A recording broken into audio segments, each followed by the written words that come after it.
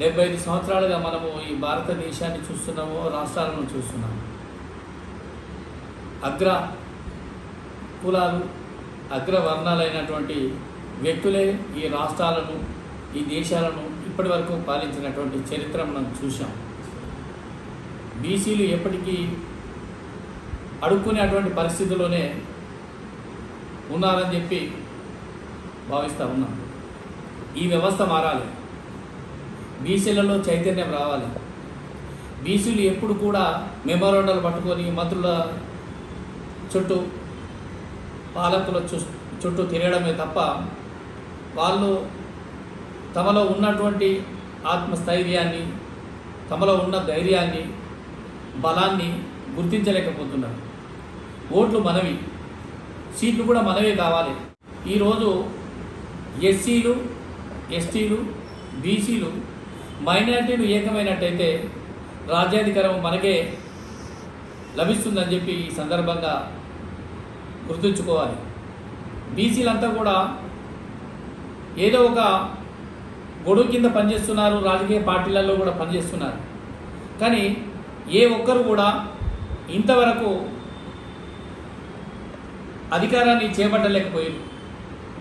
వాళ్ళ కింద చెంచాగిరిలాగే పనిచేస్తున్నారు తప్ప బయటకు వచ్చేసి బీసీలను ఏకం చేద్దాము, బీసీలలో చైతన్యం తీసుకొద్దాము, బీసీ నాయకత్వాన్ని బలోపేతం చేద్దాము, బీసీ రాజ్యాధికారం తీసుకొద్దామనే ఆలోచన ఏ బీసీ నాయకుడికి లేదని చెప్పి ఈ సందర్భంగా మనవి చేస్తున్నాం. ఇప్పటికైనా మించిపోయింది లేదు. రాబోయే కాలంలో బీసీలనే ముఖ్యమంత్రిగా చేయాలనే పట్టుదలతో నేషనల్ పొలిటికల్ జస్టిస్ ఫ్రంట్ అనే సంస్థ మీ ముందుకు వస్తుంది. దీనికి చైర్మన్గా విజిఆర్ నారోని గారు పనిచేస్తూ ఉన్నారు. అతను దాదాపు 30-35 సంవత్సరాలుగా తన యొక్క జీవితాన్ని త్యాగం చేసి బీసీ నాయకత్వాన్ని బలోపేతం చేయడానికి తన శాయశక్తుల కృషి చేస్తూ ఉన్నారు. ఈరోజు బీసీలు వేరే వేరే కుప్పట్లు పెట్టుకొని ఏదో ముందుకు వస్తున్నారు తప్ప బీసీలలో చైతన్యం తీసుకురాలేకపోతున్నారు. ఎందుకు ఇలా జరుగుతుంది? మనలో ఐక్యత లేకపోవడం. మనలో ఐక్యత, ఖచ్చితంగా ఐక్యత కావాలి.